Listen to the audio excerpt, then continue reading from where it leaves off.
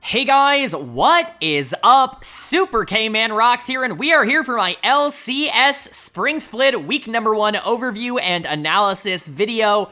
Finally, we're back. The LCS is back. We are so back. We're back on weekends. Whatever tagline you want to go ahead and throw in here for the LCS, it's all true. I'm so excited to see this league back in action. We have, of course, contracted to 8 teams. That was the big change this offseason, but TSM is officially gone. Shopify Rebellion is in their place. We did go over every single roster in this league already. My power rankings, all of that was done in my primer video where I go over all 8 teams very in depth, talk about what I expect to see from their playstyles and what I expect to see from the team this year. You can check out that video if you haven't, up in the iCard right now. But today, we're going to be talking about week number 1. A lot of good stuff happened in week 1. Not a ton of upsets, not a ton of surprises, but still a lot of really cool things. Just seeing these new rosters come together, seeing a lot of players that haven't played in this league before get an opportunity to play in the LCS was very exciting. We got to see that, so a lot to go over. But if you guys are excited, let me know down in the comments section below. What game was most exciting for you? Did they all live up to expectations?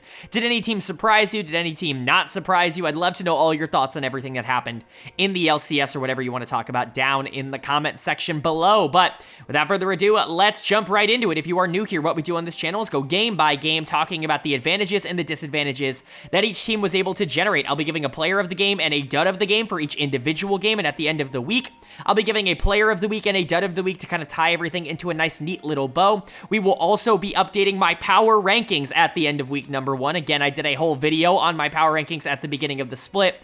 After week 1, we will see if there are any changes to that at the end of the video, so stick around for that. But that means we get to start it off with day number 1. Only 8 games per week for the LCS. Pretty digestible, and coming in as the first game of the year, the first game of week number 1 here in the LCS, it is Team Liquid taking on 100 Thieves.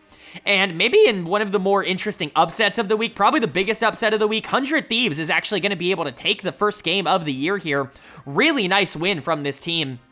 I and a lot of other people, I think, saw this as maybe a year too early for 100 Thieves. Not that they're going in the wrong direction. I still think I really like their offseason, and I really like the decisions that they make, but I wasn't sure that this was going to be the year where it all kind of came to fruition, if you will. But this was a really strong start to the year, a really good look, and honestly, it's the big veteran on this team that has come in and really kind of stabilized things. This team lacked a really strong jungle presence a lot of the time last year, and certainly that isn't a problem at the start of this split. For Team Liquid, on the other side, they draft Comfort, I guess, to an extent, but a comp that I don't really like. I think you're significantly lacking in late game damage if you do get to some of those team fights, and I think they were taken advantage of in that respect. But generally, 100 Thieves just outplayed Team Liquid. They were a lot more active on the map, and their team fighting was better in this game, which is a really good sign. Player of the game is going to go to River in the jungle. What an awesome performance coming in from River. He was obviously awesome last year for Golden Guardians. Most of the year, he was one of the best junglers in the league, and even though he wasn't perfect down the stretch in the playoffs, he still was somebody that I think really took over a lot of the LCS, and he's always been someone who, quite frankly, has done a little bit better in spring than he does in summer.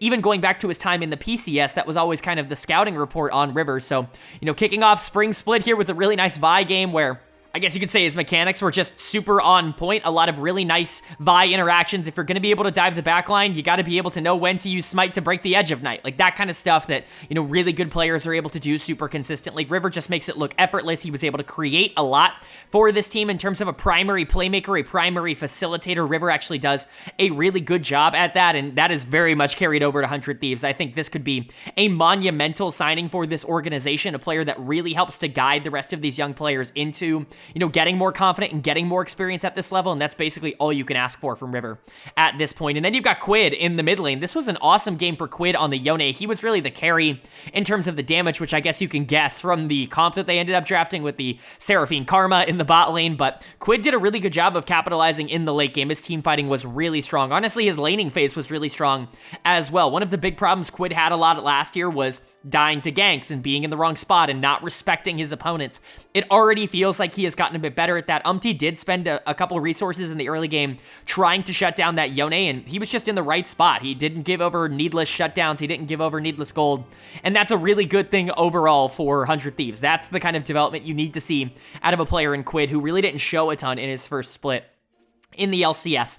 Meech and Ayla were fine. They got to play Seraphine Karma and just scale into the late game and not worry because they got to play into Jhin, who's not really one of those champions that can punish them really all that hard for that. And then Sniper, with his LCS debut, gets to play Riven in the top lane. You know, a nice callback not only to himself, he's a great Riven player, but obviously to his brother Viper, who is maybe the NA Riven player. So really cool to see that. And that flank towards the back half of the game was really good. Not every play that he made was particularly great this game, but it certainly was good enough to be able to win. And he, you know, came in clutch when it mattered the most. So good stuff overall for 100 Thieves, but for Team Liquid on the other side, really not the way I think they wanted to start their season. I think they expected to be able to win this game, and they just weren't able to do that. APA in particular in the mid lane just not having a good performance on what people would consider his signature pick in the Ziggs. Obviously, it's not the only thing he can play, but artillery mages, you know, that's kind of his thing. That's kind of the thing that got him to the dance in the first place. And he was really bad on Ziggs in this game. He's going to get dead of the game. He played a lot like Quid did last year, if I'm being entirely honest, where he was stepping up, putting himself in way too aggressive positions and positions to be capitalized on by hard engage coming out from the Vi or the Yone. It's just a very weird game coming in from APA because it's pretty atypical from how he, you know, typically likes to play. He can struggle sometimes with having an impact, but typically it's not because he's feeding or inting. It's usually because he's playing too passive. So I'm not super worried about APA. I think he'll be fine, but it is something that is going to be monitored. That, you know, he was pretty good in my opinion, you know, about league average as a mid laner last year. And if he's the same this year, this is not going to be a huge problem. It's just not a great start.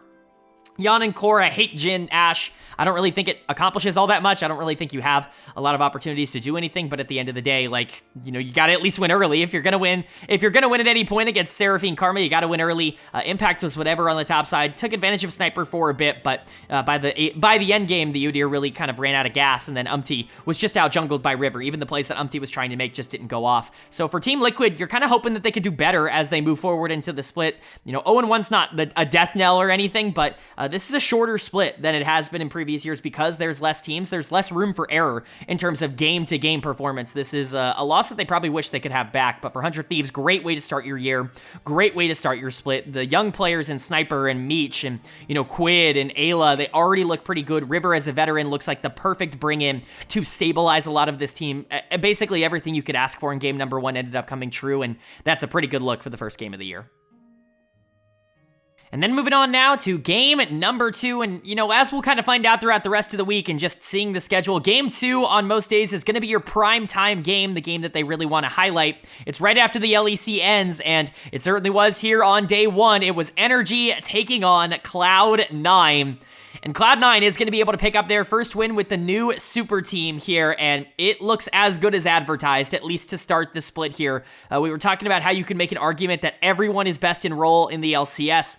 I didn't quite make that argument. I still think Huhi deserves that number 1 support honorable mention until he proves otherwise, but this was really good stuff coming in from Cloud9. Basically everything you could have asked for. Mid-jungle duo continues to look amazing.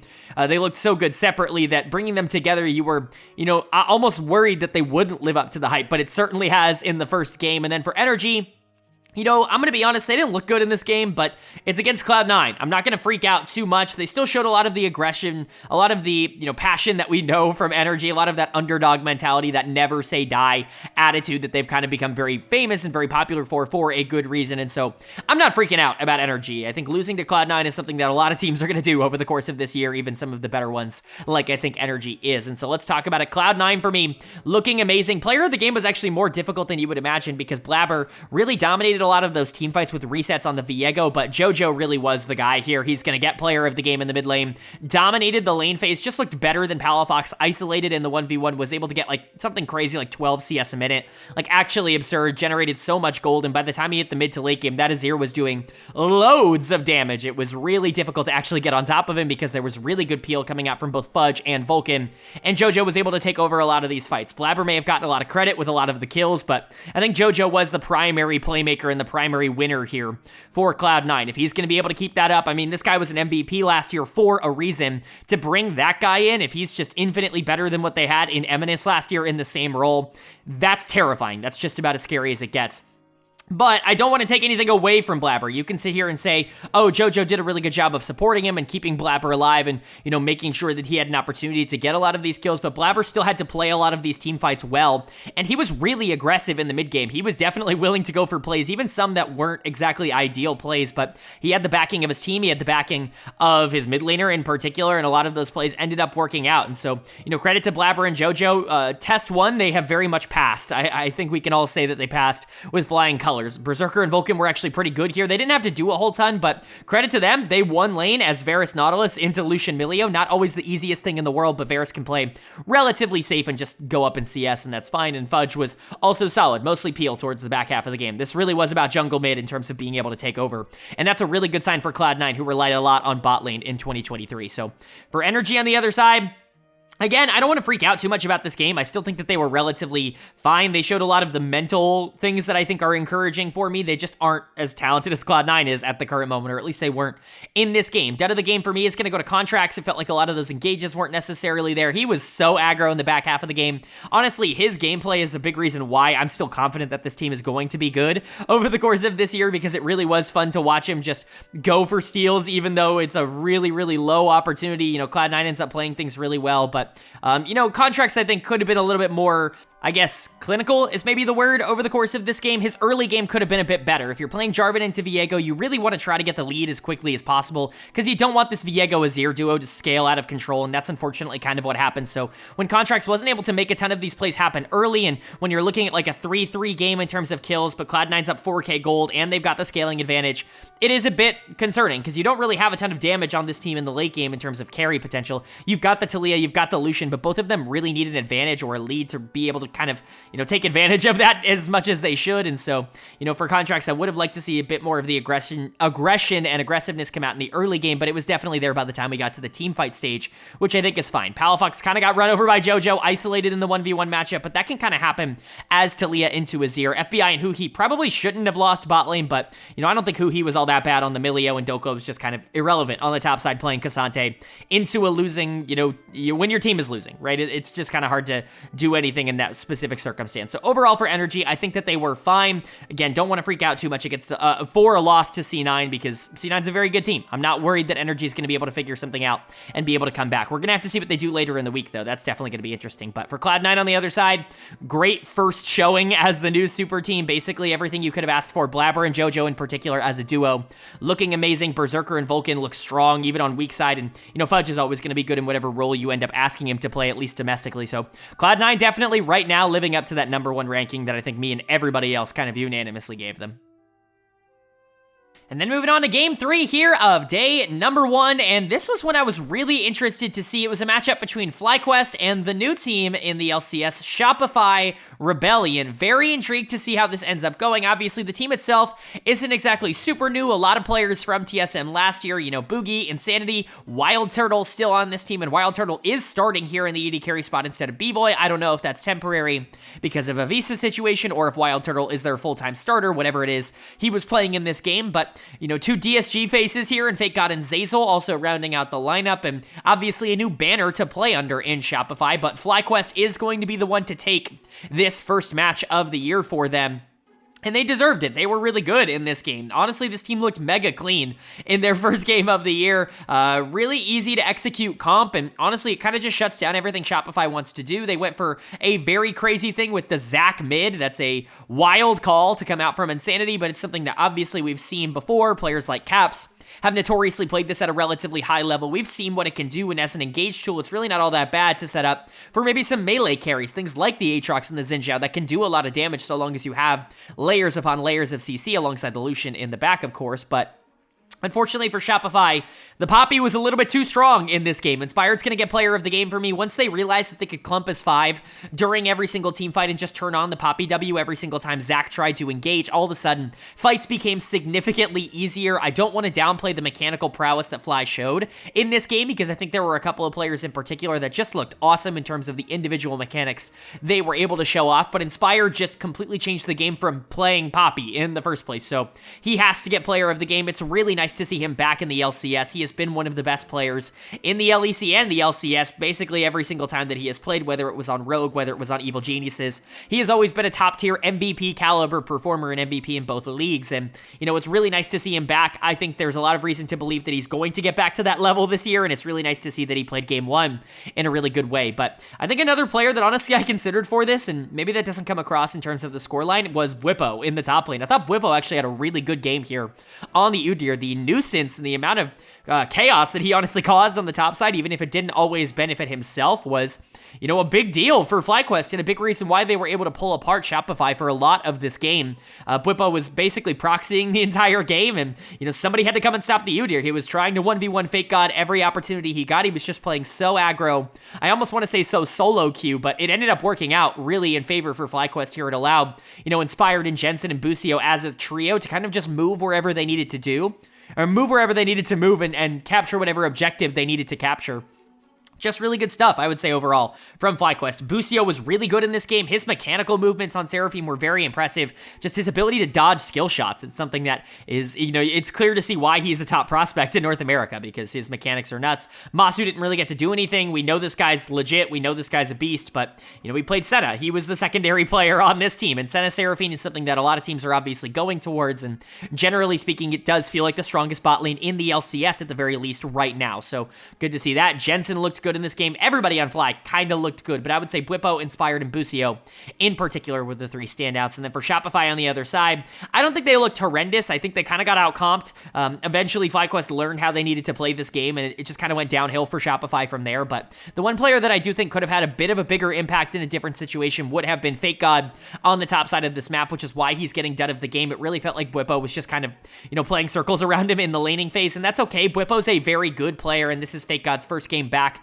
full-time here in the LCS since that awful split on Dignitas. But, you know, I'm a big fan of Fake God. I really would have liked to see him come out in game number 1 and have a, you know, kind of defining performance against a very, you know, popular and notorious top laner like Bwipo is. I would have liked to see him come out and do well in that matchup. Wasn't meant to be here in game number 1. I think you could realistically give this to Insanity in the mid lane as well, because the Zac very much fell off as the game went on. They found out ways to make that champion significantly less useful as things went on, but Insanity actually had a pretty big impact on the game early on, so you want to give him a lot of credit for that. Boogie wasn't particularly great. Inspired definitely did more in terms of, you know, macro control, especially because he was constantly being pulled top lane to stop Bwipo. The positives for this team, Wild Turtle and Zeyzal actually looked pretty good. Wild Turtle in particular looked really good in this game on the Lucian. Wasn't actually sure that he was going to play for them. You know, I thought it was going to be B-Boy. They brought in B-Boy, or, you know, it was reported that he was going to be the starting AD carry for this team, but Wild Turtle was really good for the most part last year. Wasn't a superstar or anything, but was a solid above average AD carry, and I think, you know, he's got a great start to this year as well. You know, people have not been piloting Lucian and Nami in particular as a duo at a very high level. So far this year, it's mostly been Lucian Milio, or, you know, not Lucian, right? Lucian's what, like 0-7, 0-8 or something in the LEC right now. Really nice to see Wild Turtle play well on it. Obviously, still didn't win on it. Still wasn't able to get the W, but generally, this was a much better performance than we typically see on the champion, and I thought Zeyzal did a good job of being able to facilitate that on the Nami as well. But Shopify just looked like they were a little outclassed here. I talked about the LCS kind of being a top 3, and I still believe that. FlyQuest, I think, is a tier above teams like Liquid and Shopify that were kind of in the middle of the standings for me, and I think that take has aged really well. This was a really good performance from FlyQuest, basically what you wanted to see from them, but, you know, it's just game 1. You don't want to make any major assertions just yet. And then moving on to our 4th game of day 1, the final game of day 1 with only 8 teams in the league, and it was kind of a bottom of the table clash to start the year. It was Immortals taking on Dignitas, and Dignitas is going to be able to pick up the win here, and honestly, they looked pretty good in this game. I think a lot of the things you wanted to see, a lot of the things that I was excited to see about this team going into the year very much came true in this one, and that's a very encouraging thing for me, because I didn't really know where Dig was going to land. I talked about the volatility of the potential outcomes that you could get from this team. I felt pretty confident that they weren't going to be particularly great, but, you know, players like Rich and XU are players that I like and have talked about pretty highly on this channel. Even someone like Isles is definitely somebody that I've talked up a lot on this channel. So to see all of them come out in the first game and look genuinely good, it's really good to see that. You know, there was definitely a world in which they came out and did not do that, so it's nice to see the good part kind of get shown here. But for Immortals, Still a long way to go. I was actually a little bit higher on this team. I think generally still had them last in my power rankings, but I felt pretty good about them, or better about them, I think, than other analysts. Maybe I was a bit too high on them because this was not a very good first showing against a pretty bad team in Dignitas. So let's talk about it. The player of the game for me is going to go to XU in the jungle. Love XU. I've talked him up a lot on this channel. He's been kind of a channel darling at times throughout my NACL coverage that I've done every year. Really nice to see him get like a full actual starting spot in the LCS, not just kind of a temporary spot in the LCS like he got towards the end of, 2022, I believe. It's really nice to see him get that, and actually looks so good in his first game on Vi, be able to be this primary playmaker and creator for the team, be super active in the early game, and quite frankly, go for some wild plays, go for some wild engages. He was certainly not shy in his first game back here on the LCS stage, and that is exactly what you want to see. You want to see somebody who's willing to go out there and try to make big plays, and that's what XE was in this game. Rich very sneakily had like a phenomenal game on Gragas. I love Rich, or at least I love him at the LCS level. I think he's perfect for this league as somebody who is a little bit weaker as a laner, a little bit stronger as a team fighter. You get him into a situation where you can kind of just sit him top lane. He got 3-man dove and just outplayed it in this game, and obviously we'll talk about that. It was horribly played by Immortals, but still he was able to survive it, and generally speaking, in a lot of the other circumstances, Rich was, really good for this team overall. So Rich and XU kind of being the stars here is really big. Isles was awesome this game. Tomo definitely survived on the Varus, and Dove was a lot better than I thought he was going to be on the Corki. I was pretty out on Dove going into the year.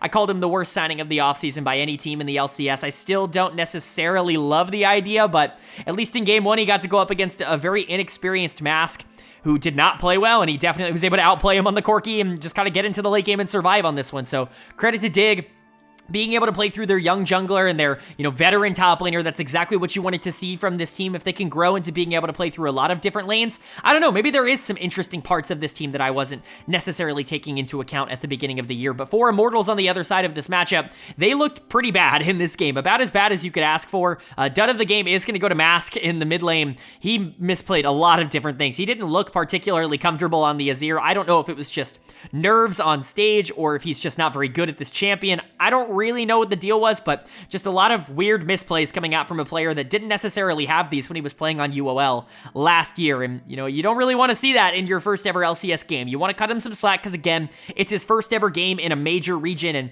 you don't necessarily want to punish a kid too much for not necessarily being able to, live up to expectations immediately, but he's going to have to grow from this performance because this was pretty bad. Castle was whatever. Armeo, I think, was generally underperforming in this game, was just not underwhelming. That was the word I was looking for. He was generally underwhelming in this game. I like Armeo, but this was not a particularly good performance. I think the one positive to take away here from Immortals is that Tactical was actually pretty good in this game on Jhin. This is a champion that has notoriously been very bad basically at every level he's been played at over the course of the last year. So for Tactical to actually step up and be dealing a lot of damage and be in good positions, it's nice.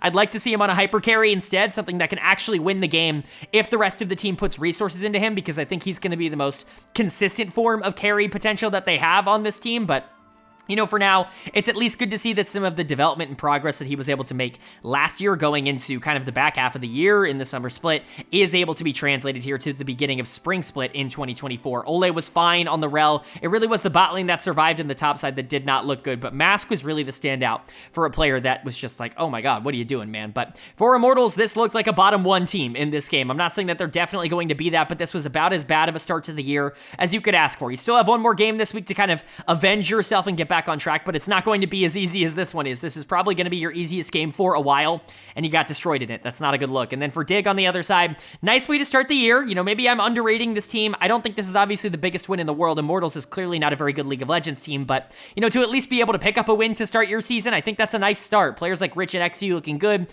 Dove looking better than I expected, Tomo and Isles being solid. Dig actually, played with some life and played with some heart in this game, and especially if a player like XU can continue this and be this super aggro, super influential jungler, I actually think this team could make a bit of noise in the LCS right now.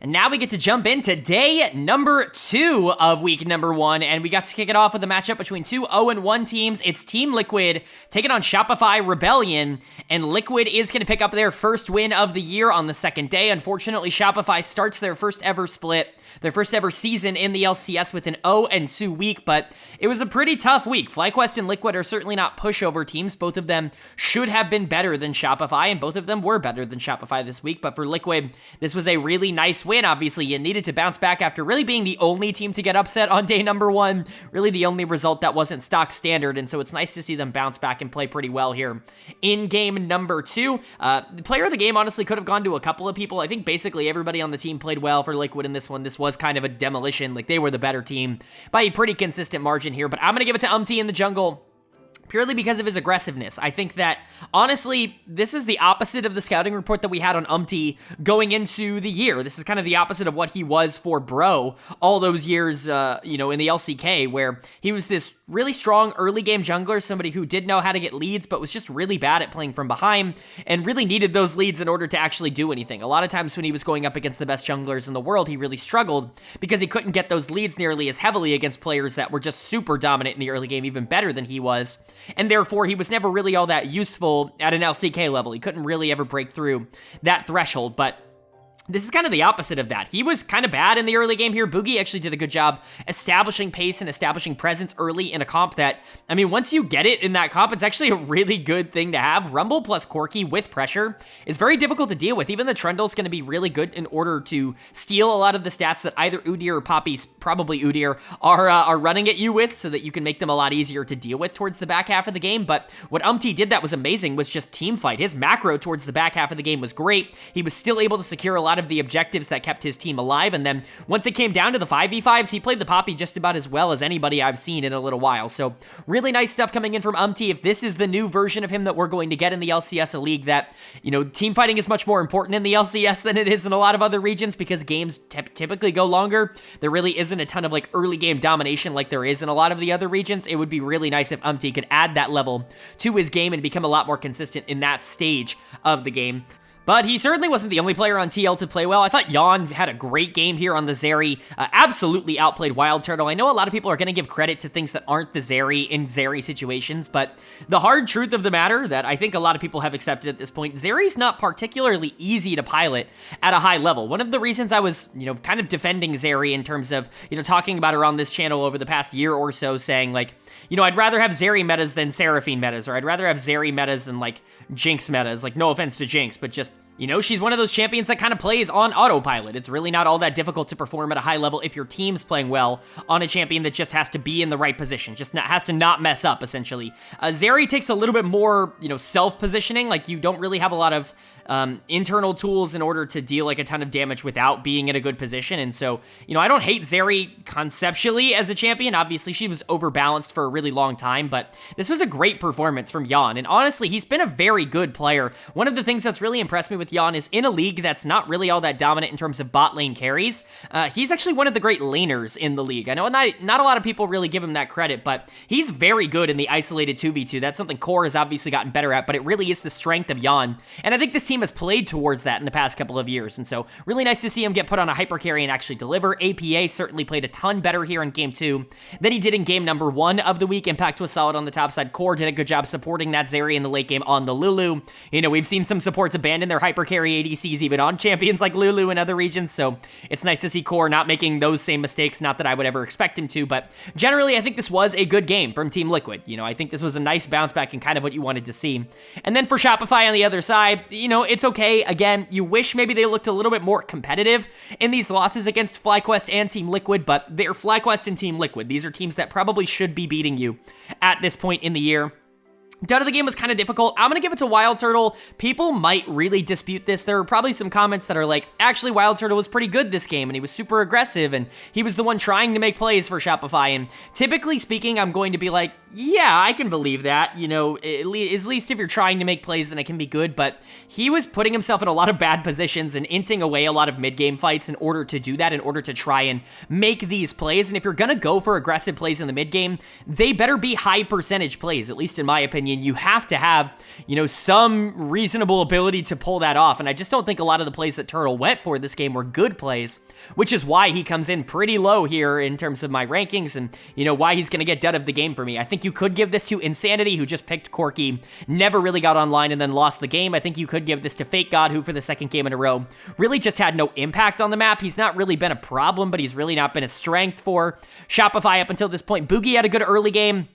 And I thought Zazel was fine, I guess. The Lucian Nami is not working out for anybody, but to me, Wild Turtle's over-aggression and over-eagerness to take a lot of these fights in the mid-game actually really ended up costing Shopify in this game. As much as I praised him in game number 1, I don't think game number 2 was as good of a follow-up as maybe you were looking for. I still think this team can be competitive. Of course, I'm not writing them off. I'm not writing them out just yet, but I would have liked to see a bit more in week number 1. At least make one of these games close. They kind of got blown out in both, which, again, 0-2 is not the worst thing in the world against two very good teams. But, next week's going to be very important. You get Immortals at the start of the week. That's a very winnable game, and quite frankly, you're going to have to win it if you don't want me to get very concerned about this team very quickly. But for Liquid on the other side, it's an okay first week. I would have wished you could beat 100 Thieves. That definitely would have been the ideal way to start the year, but Umti looks like he's grown a bit. I think Yawn is actually in a position to have a very good year for Team Liquid, and if that's the case, if APA can stabilize a bit, this could still be a competitive team, a top 4 adjacent team, and, there's really not a lot of reason to not believe that. I just don't know if I feel confident in them being a top 3 team like some of the other analysts predicted at the beginning of the year. And then moving on to game 2 here of day 2, and again, it's Cloud9 in the primetime spot, this time going up against a young team in 100 Thieves. 100 Thieves, I should say. That is the accurate way to say the organization's name. And Cloud9, once again, is going to come out on top, starting the split 2-0. The super team is clicking, guys. It's really working. It's working so much that in the back half of this game, basically everybody can decide to just kind of run it down on the side of Cloud9 for like 5 minutes, and it doesn't matter. Like, it changed almost nothing. It gave almost nothing. 200 Thieves, and then they were just able to close it out and end anyways. That's how strong this team has ended up being across the beginning part of this split. Again, really good stuff from them. You're not going to worry too much for 100 Thieves. Like I said, for Energy, losing to Cloud9 is certainly not something to freak out about, especially because you were able to upset Team Liquid on day 1. I would still consider this pretty solid. I will say, I do think there are a lot of people in the community that are just like, 100 Thieves is a top 4, top 5 team in the league, guaranteed. They beat Team Liquid. They look awesome.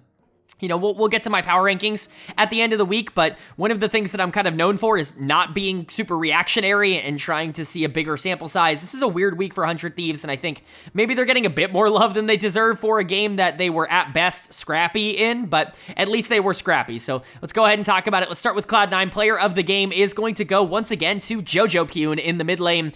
I think Broadcast gave it to Blabber. I think Blabber was the best player in the game for most of this game on the Xin Zhao, where he was able to create a lot of the action that we saw in the early game, but he was the main culprit for just running it at the end of the game, and that made me think, okay, actually, Jojo's Akali was super clean, and he was able to do a ton of work both in the mid and in the late game, helping out the Xin Zhao, and he never had the moments of bad play, so why wouldn't I give him player of the game? So that's exactly what I did. I gave him player of the game, and Jojo just continues to look awesome. I honestly think he has fit this Cloud9 team perfectly because he is so flexible as a player. Blabber talked about this a bit in his interview with Jat, where he was like, the best thing about Jojo is that he is kind of like Jensen and also kind of like Eminus, where he can do a little bit of both. He can carry, he calls for resources, you can give him stuff, and he'll win you the game because he's so talented and he's always winning lane. But because he's always winning lane, oftentimes you don't need to give him resources, and if you want to play super aggro as the jungler, you can often just call for him, and he offers windows and timings that other mid laners just don't offer because he's always ahead, he's always winning, and he's always pushing, which is huge for his team. He's just that good. He's the best mid laner in the region, and it's not particularly close. For this team to be able to get him, that's absurd, because him and Blabber already have what looks to be pretty special chemistry for two great players. But Blabber was phenomenal, was the main catalyst for this team in the early game, and was the big reason they were able to get such a large lead. I think realistically you could give him player of the game, and I'm not going to complain about that even a little bit. He was way better than River, who was very good on day 1, but the Nocturne pick did not work out. Trying to scale with this Nocturne Nico combo that I'm, infamously not high on is not an idea that I personally would have went for if I was 100 Thieves, but, Blabber did a really good job of taking advantage of the weakness of those two, and I think he is always going to be a player who can do that. He knows matchups, and he knows when he can play aggressive, and oftentimes he lets himself get away with it because his laners can back him up. Vulcan was really good here on Karma. The Udyr continues to Udyr in the top lane, unkillable, unstoppable in a side lane, and yet, really isn't like taking over the game. And then Berserker was still solid. One of the things that's really stood out to me for the most part with Cloud9 is that Berserker's kind of been, a backseat gamer so far. And he might be the best player in the LCS, and for him to be, quote unquote, the secondary carry on this team, not even somebody that they're primarily looking to play through, at least in the early weeks here, that just shows you how good Cloud9 is, that Berserker can fall into the background on this team when he was the hyper carry for them a lot of the time last year when they were the best team in the LCS. And so Cloud9, very dangerous, very scary team to go up against, and they continuously prove it game after game.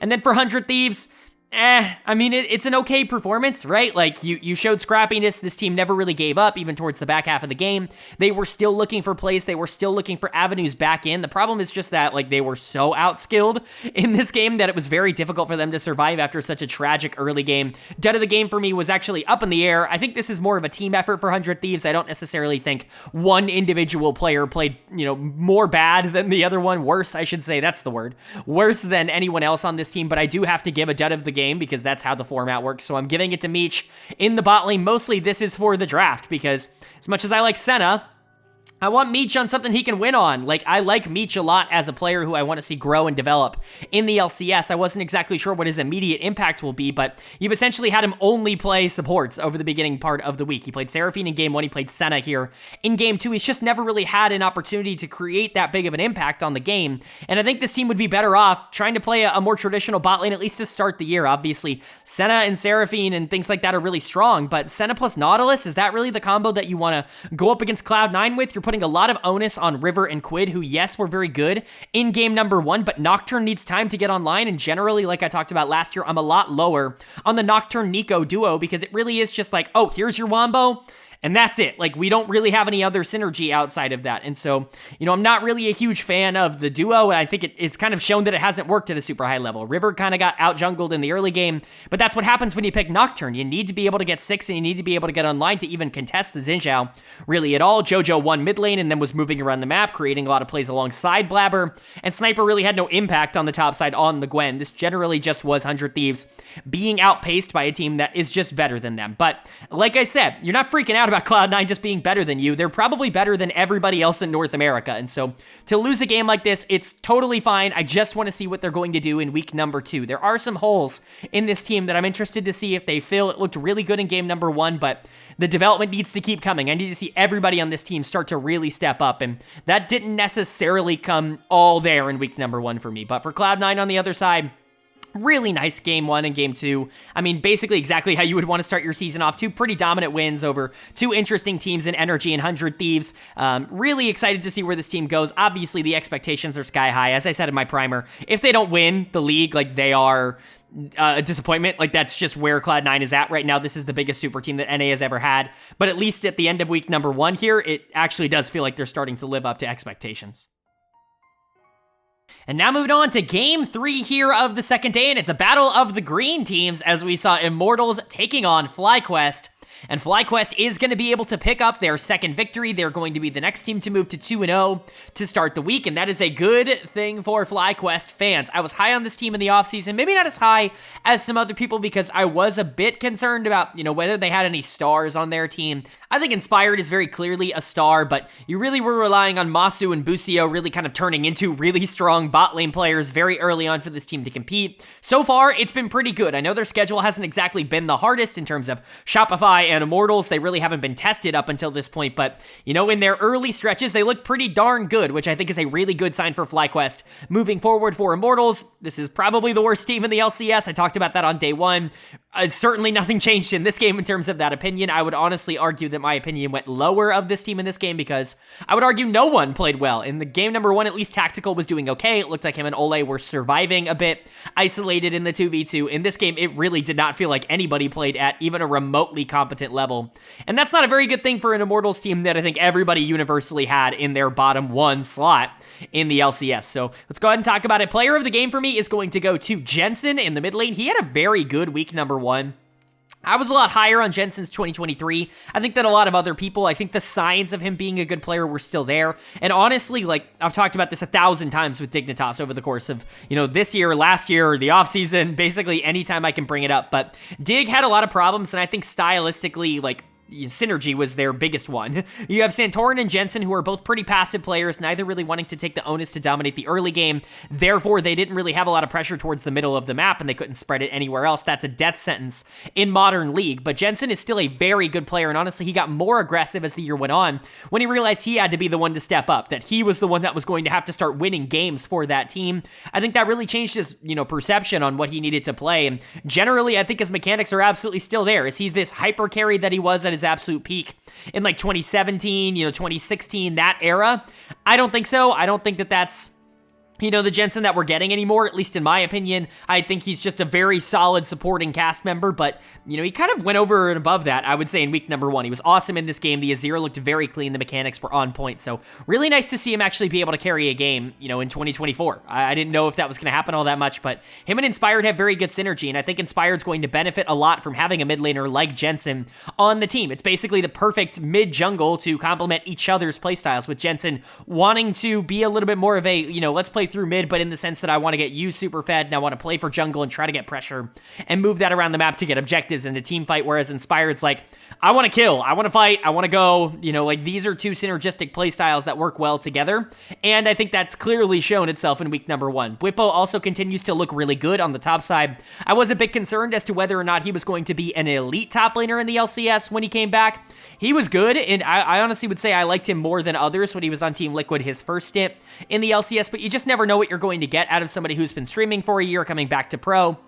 Really nice to see him, pick up the pace pretty quickly. He's not exactly faced the toughest top laners in the entire league, but he's outclassed both Fake God and Castle when he has played them this week, which is a very good sign. Masu and Busio continue to be strong, even in the Jhin Ashe bot lane. The Jhin was actually super influential on this game. Jhin's been very strong in the LCS. We've seen it really fail at every other level. The LCK and the LEC have not been strong Jhin destinations, but the LCS seems to work for a champion like that, and, more power to you. If you can win with that champion, if you find it very useful, then go ahead and pick it. But generally, I think FlyQuest looked really good in week number 1. And then for Immortals on the other side, this team just looks pretty inept right now. Basically, all 5 members of the team looked bad in this game. Really not a lot of positives to take away from it. Dud of the game is going to go to Ole in the support position.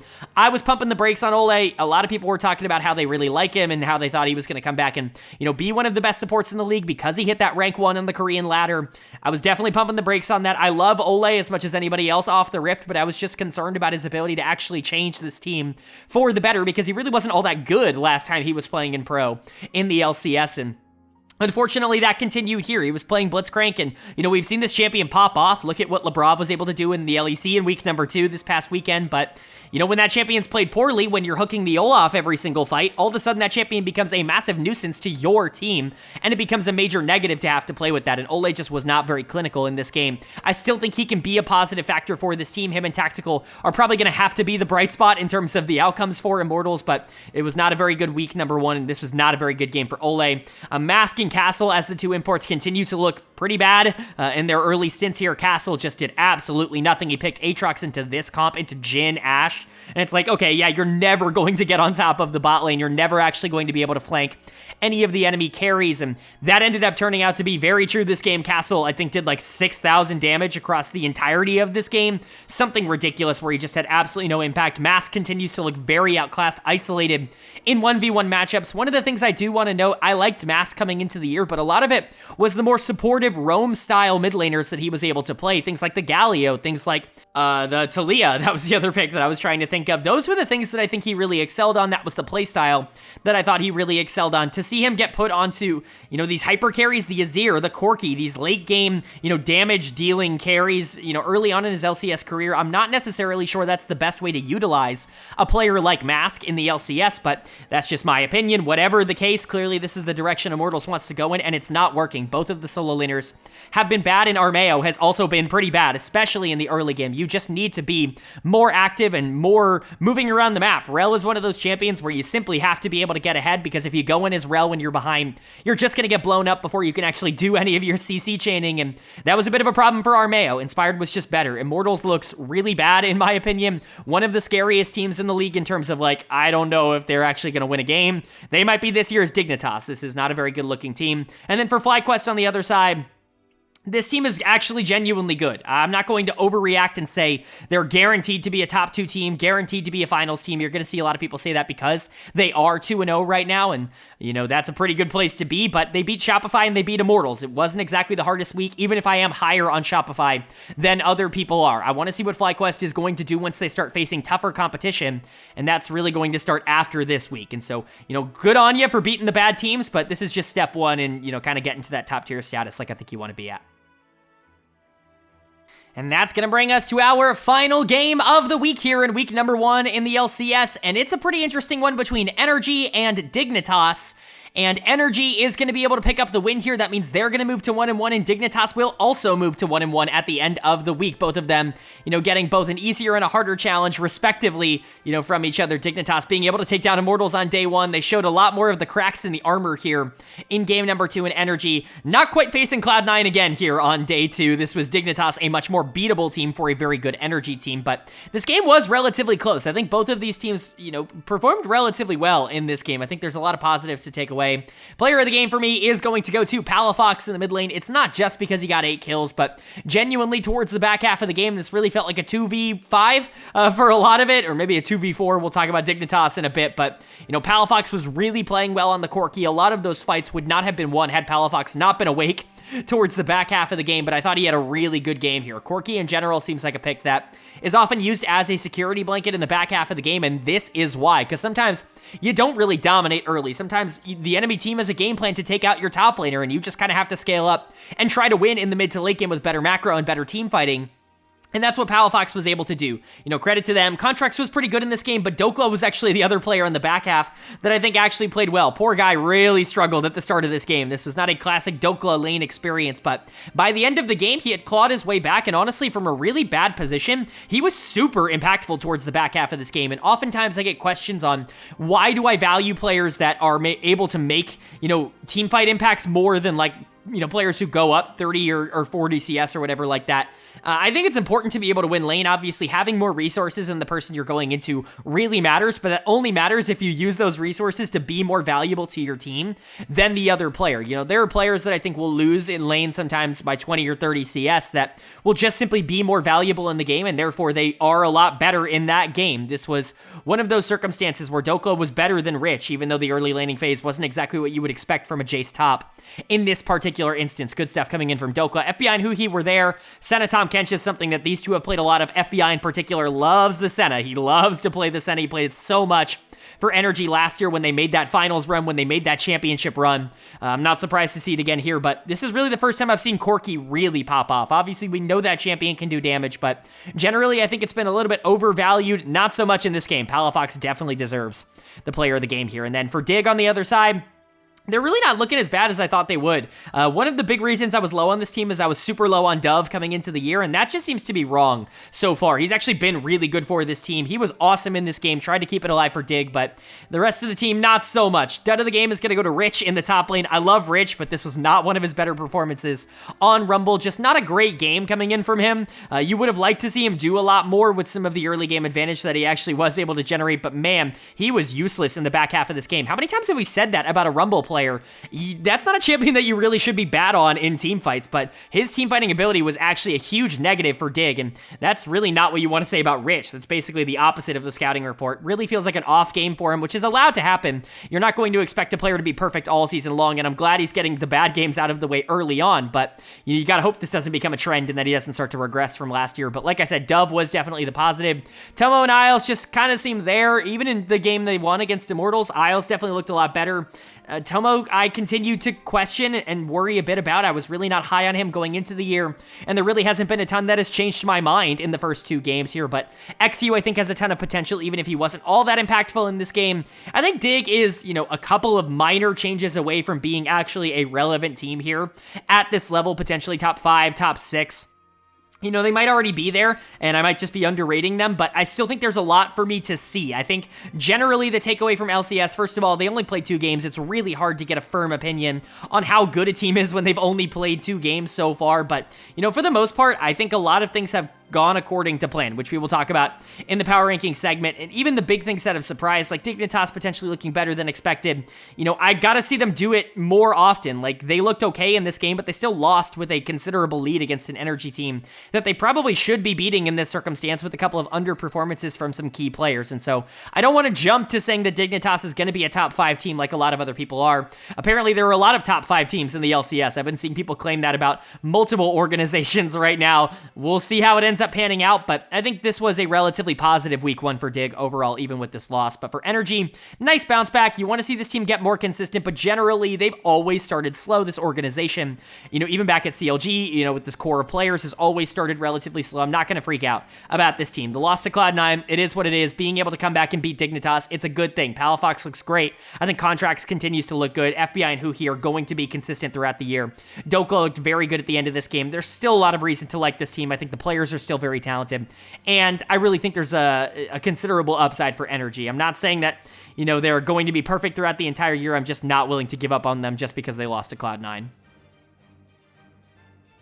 All right, but that is going to do it for my LCS Week 1 overview and analysis video for the spring split. Up on the screen now, you're going to see the updated LCS standings. Of course, a lot of ties. It's only been 2 games. Any ties will just be broken alphabetically. No favoritism shown here. Obviously, top 6 is pretty important, but we're way too far out to even be considering playoffs from this point. I hope you guys like this format. I think this is a really cool way to do the LCS. This is probably the coolest standings page that we've had for any major region. So let me know what you guys think of it. But the information up on the screen, obviously you can see their position in the big number to the left of the team logo and their record also to the left. And then on the right, the first column is going to be that power ranking, my personal power ranking of where the team comes in from number 1 to number 8. The second will be how that has changed from last week to this week, whether they've risen, whether they've fallen, and how many spots. And then obviously the streak that they're on. So we can go over some risers and fallers, but spoiler alert, I'm really not changing a lot after week number 1. I really don't feel all that different about a lot of these teams after week number 1, even with some different results. Honestly, before I filmed this segment of the video, I had made no changes. I was very, very content with just sitting there and being like, honestly, I haven't seen anything that makes me want to change my power rankings because of just the strength of schedule that some of these teams played. But I ended up making one change. First of all, top of the standings is going to stay the same. FlyQuest will stay at 3. That's probably the most controversial thing. Some people are probably going to want to see them move up to 2. But again, they didn't really have a tough schedule this week. They beat Immortals and Shopify, neither of whom have a win so far. And even though I like Shopify maybe more than other analysts, I certainly don't think it's enough for me to say that FlyQuest is definitely better than Energy, at least for now. Once those 2 teams have an opportunity to get more games under their schedule, then maybe I'll be more willing to make those changes. But anybody who knows me knows I'm a little bit lax on overreacting to 2 games. I think that generally FlyQuest looked good. Let's see how they look against better teams. Obviously, C9 and Energy staying in top 2. Team Liquid is going to stay at 4, even with the loss to 100 Thieves. I think if you played that game again, I don't know how many of those 100 Thieves takes. I don't think it's more than 5, though I would predict Team Liquid would still be better in most opportunities. They looked better on day 2. The only change is going to be 100 Thieves leapfrogging Shopify here.